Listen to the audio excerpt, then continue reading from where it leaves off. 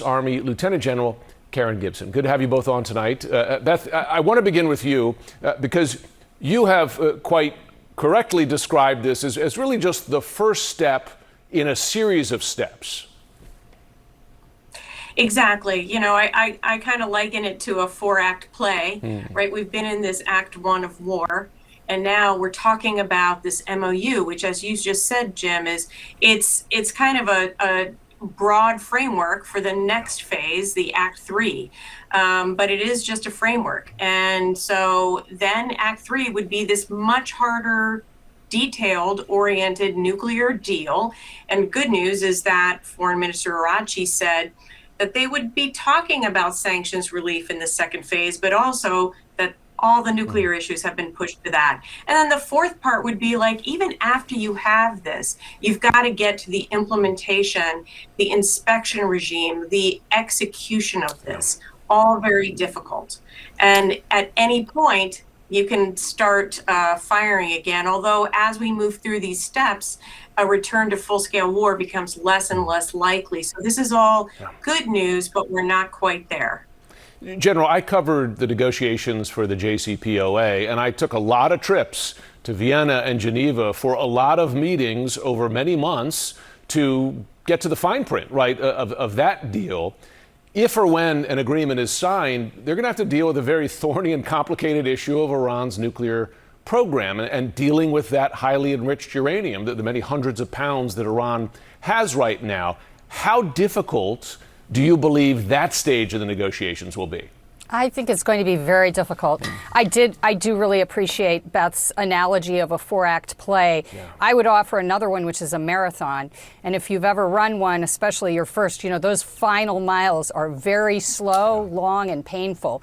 And so I think even if it may seem like we are really close, there are so many details, as Beth has outlined, sequencing and reciprocity and enforcement mechanisms. And then what steps will we be prepared to take if we believe that Iran is not abiding by these agreements? Is it going to include things like funding for proxies? How will we monitor that? And I think it will be very interesting to see how our Gulf allies and Israel respond to what is or may not be included in this agreement. Yeah, and to be fair, some of those things you mentioned there, funding for proxies, if this money does begin flowing, that had been the principal criticism of the JCPOA by Trump and his allies, that you were sending all this money that way, and that appears to be part of this plan for an agreement. Beth, Iran's foreign minister said today that the agreement or the memorandum under consideration includes a resolution for the conflict on all fronts, and that includes Lebanon. As you know, there is another party to the conflict in Lebanon, and that is Israel. And when I speak to Israeli officials, they're not satisfied with the outcome of this war. Do you see Israel as pushing back if the U.S. agrees with Iran that, the war in Lebanon is over too? Yeah, I mean, for Israel, this is, almost a nightmare type scenario, depending on what this agreement, which we don't even know where this will go, as Karen was saying. But, this idea that we're going to have this agreement, we went to this war, and all of a sudden, the United States isn't exactly behind us anymore. A friend of mine calls this, Israel has realized that they're the Rudy Giuliani of countries. I mean, they've been behind us, and all of a sudden they're like cut out and no one's got their back. But at the same time, Netanyahu has every intention of continuing this war against Hezbollah, even though his military, and anyone that really looks at this understands there's no military solution to Lebanon, but he is in an election campaign right now.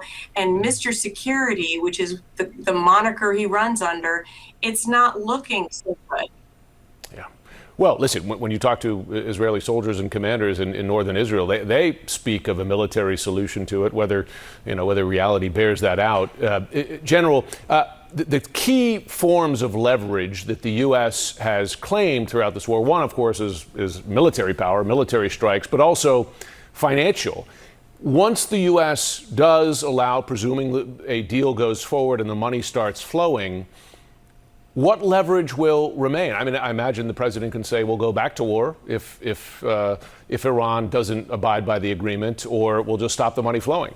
Well, I think those financial incentives are entirely reversible. Sanctions could be reimposed, funds could be frozen again, or, you know, in an extreme case, there could be a threat of additional punishing airstrikes. None of it is really irreversible.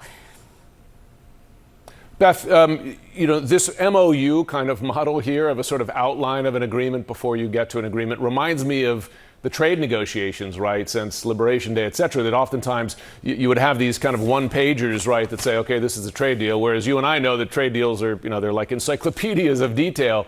What do you put the chances of this actually moving beyond a one-pager, as it were, to a lasting, detailed agreement that gets to Act 4 of this four-act play? I mean, honestly, right now we are seeing already some differences in this last mile. Arachi tonight said, look, you know, this MOU will open the strait, but the strait's never going to go back to the way it was before. Iran is going to control it, and eventually we're going to have fees. And then they added Lebanon, right? And all nuclear issues are going to hold until the third act. And so, you know, I don't know whether we're going to get there. I do hope we do. As Karen said, we need to hold their feet to the fire in terms of this kind of performance-based sanctions relief. But you know, there is a benefit of having momentum here and moving on past this war state that we're in. But it is not going to be easy. For sure. And we should note that Iran maintains leverage as well. It certainly has proven that it has ability to still fire ballistic missiles, to still mine the strait, to send drones into the strait as well. Beth Sanner, General Gibson, great to have you both on.